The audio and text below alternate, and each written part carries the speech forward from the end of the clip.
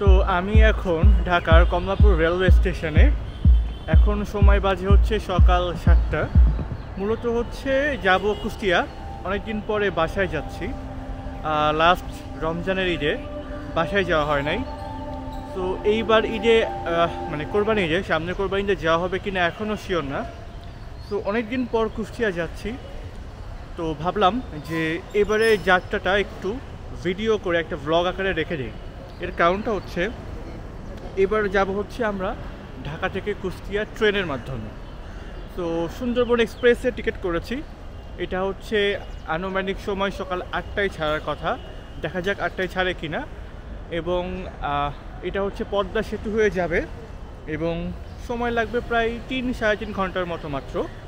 তো এই জন্য ভাবলাম যে আজকের এই ট্রেন জার্নিটা স্পেশালি কুষ্টিয়া যাচ্ছে অনেকদিন পর, এটা একটা ভিডিও করে রাখি। তো প্রথমে আগে আমরা স্টেশনের বাইরেটা একটু দেখি কেমন।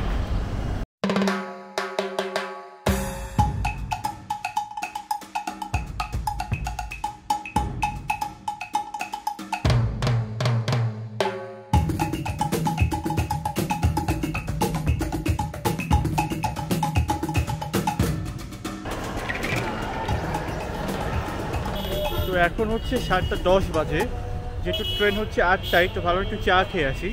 মূলত প্ল্যাটফর্মের আশেপাশে অনেক চায়ের দোকান আছে, বাট ওইখানের পরিবেশ এত বেশি নোংরা এবং মশা মাছি ভনভন করতেছে। তো ওইটা দেখে আসলে আর মনে হইল না যে চা খাই।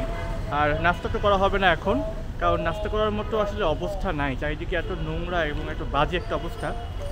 এবং স্টেশনের প্ল্যাটফর্মে আসলে প্রায় আমার খুব মন খারাপ হয়, কারণ আমরা হচ্ছে থার্ড ওয়ার্ল্ডের এমন একটা কান্ট্রিতে থাকি, গরিব একটা দেশ, যেখানকার আসলে মানুষের অবস্থা খুব একটা ভালো না।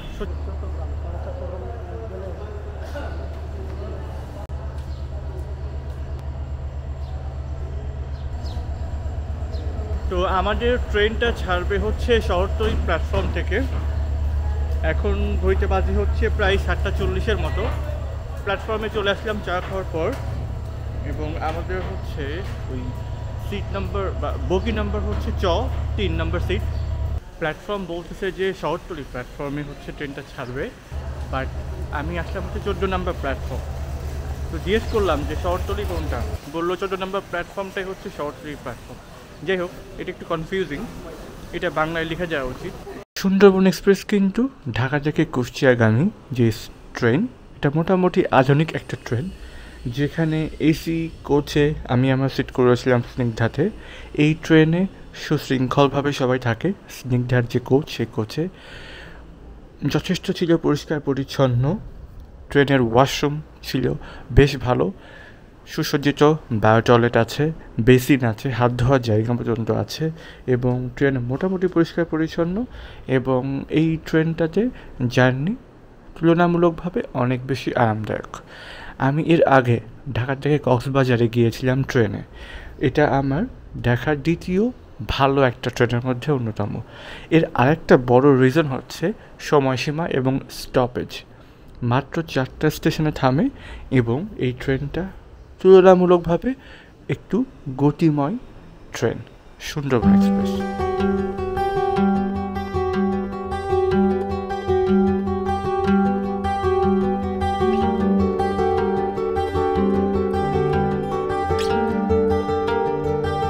ট্রেন ছাড়ার পর চারপাশের প্রকৃতি দেখে অনেক ভালো লাগছিল।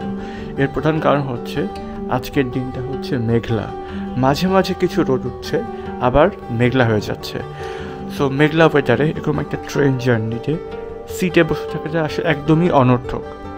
তাই নিজের সিটটা ছেড়ে ব্যাগটা কাঁধে নিয়ে সোজা চলে গেলাম ট্রেনের দরজায়। ট্রেনের দরজা থেকে ক্যাপচার করতে থাকলাম বাইরের অসাধারণ সব প্রকৃতির দৃশ্য। কখনো গ্রাম, কখনো মাঠ, কখনো গাছপালা, কখনো গ্রামের একটা ছোটোখাটো অজানা স্টেশন, বিভিন্ন মানুষের চলাফেরা, অন্যান্য যানবাহন, বাইরের ওয়েদার খুব অসাধারণ লাগছিল। এবার কিছু ইনফরমেশন দিয়ে রাখবো। বাংলাদেশ রেলওয়ের একটা অ্যাপস আছে, যেটা গুগল প্লে স্টোর থেকে আপনার নামাতে পারবেন।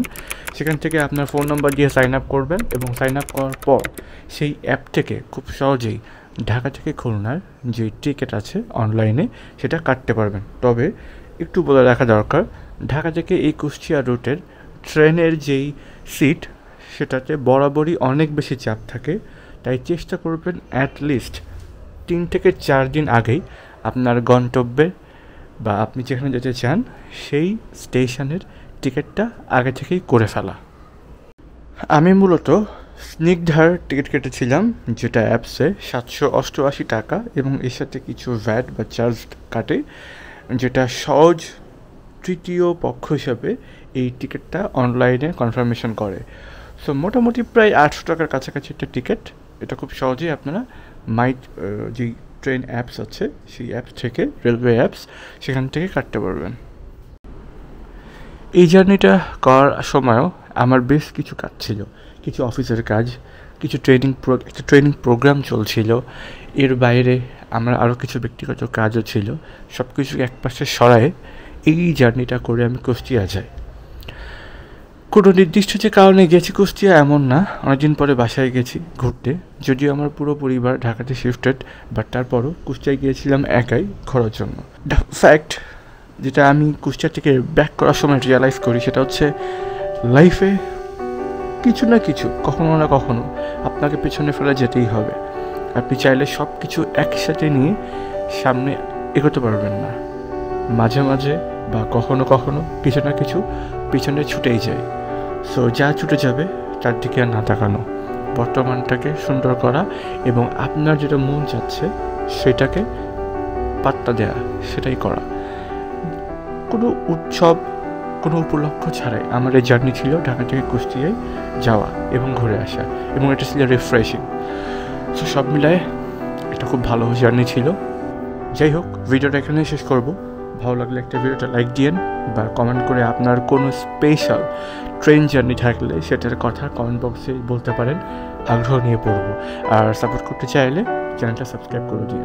আমার ইনস্টাগ্রামের এবং ফেসবুক পেজের লিঙ্ক ডিসক্রিপশন বক্সে দেওয়া থাকবে, চাইলে ফলো করতে পারেন। আল্লাহ হাফেজ, টাটা।